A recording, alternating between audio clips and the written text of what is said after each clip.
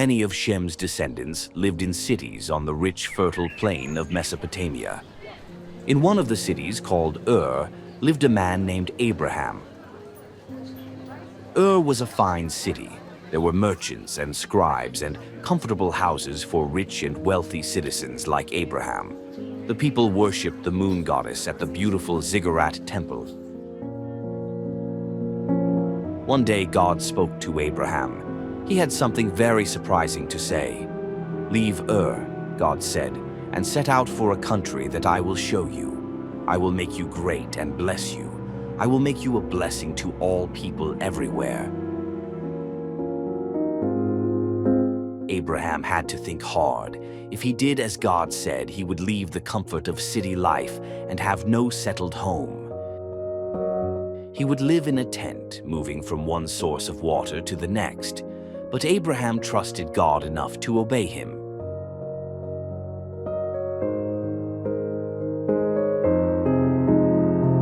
Abraham conveyed the message to his family members about moving from Ur. He and Sarah, his wife, packed up their possessions and got ready to leave Ur.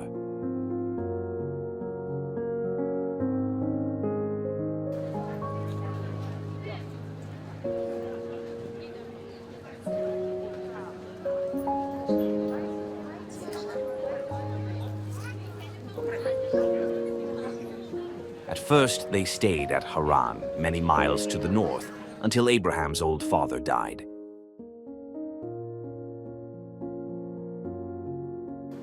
Then Abraham, Sarah, and Lot, their nephew, set off on the journey that would last for the rest of Abraham's life. Abraham and Sarah had no children, but there were many servants and herdsmen belonging to Lot, as well as to Abraham. There were sheep and goats, and donkeys to carry all the baggage.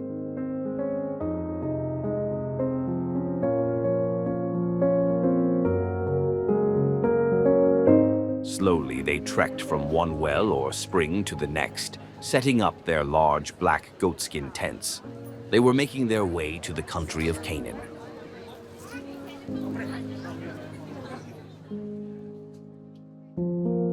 As God told Abraham to do.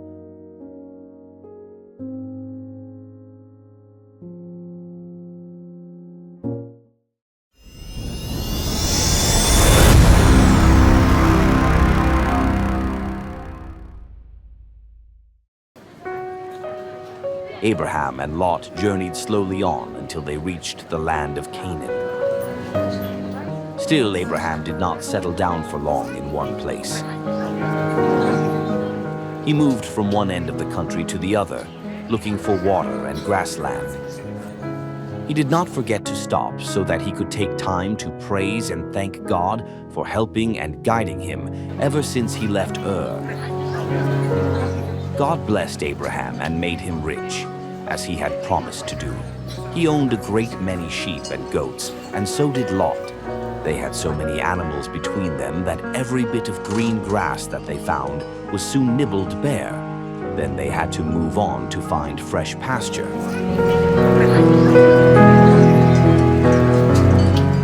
As soon as they reached a new camping place, their servants and shepherds would rush to get first share of the water from the well.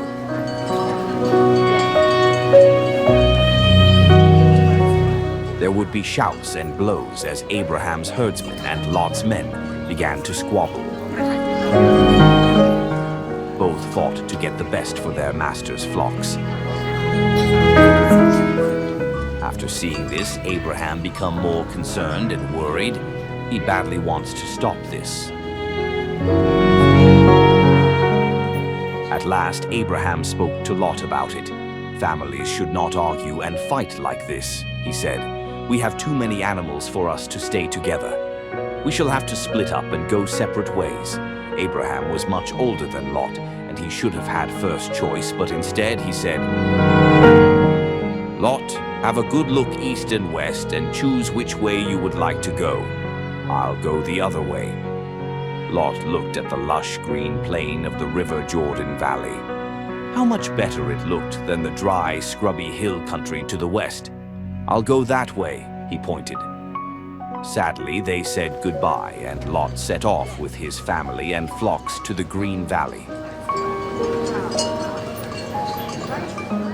When he had left, God spoke to Abraham. "Look about you," he said, "in every direction. All the land that you can see I will give to your descendants forever." So, with God's promise to cheer him, Abraham set off in the opposite direction to Lot, thanking and praising God.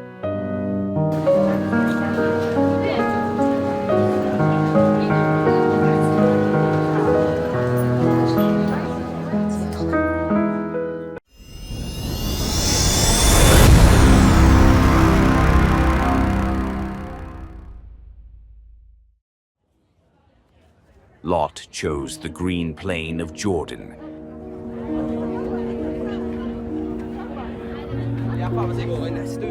And left his uncle Abraham to wander the bare, rocky hills. But in spite of choosing the best for himself, Lot was soon in trouble. He settled in Sodom, one of the cities on the plain.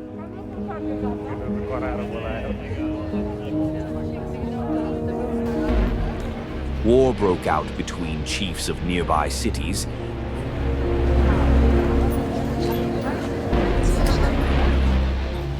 and Lot was taken hostage by a chieftain who raided Sodom.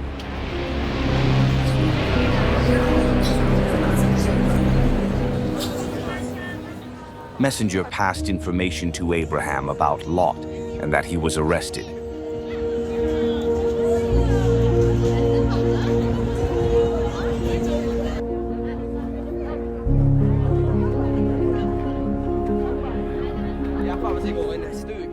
Abraham came quickly to the rescue with a strong band of his own men.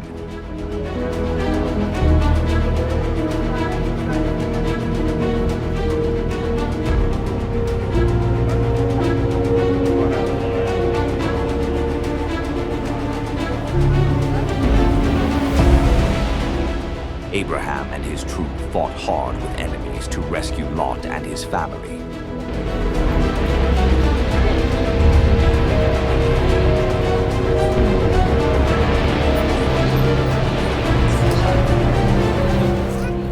At last they defeated the enemies and their troop and rescued Lot. Abraham would not take payment or reward from the chiefs he had helped. But God talked to Abraham once more, saying, "Don't be afraid, Abraham. I will keep you safe, and I will give you a great reward." Abraham wanted neither riches nor honor. There was only one thing he and Sarah longed for, a child of their own. "What good will riches do me?" he asked bitterly. "I have no son to inherit my wealth. Sarah and I are too old now to have children. When I die, one of my slaves will be my heir." "Come outside your tent," God told him, "and look up at the sky." Abraham went out into the cool evening air.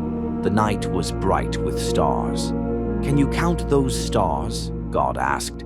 "I promise that you will have as many descendants as there are stars in the sky. I am the God who brought you out of Ur. I will be your God and your children's God forever. I am going to give you and Sarah a son, and I will give you this country for his descendants to live in."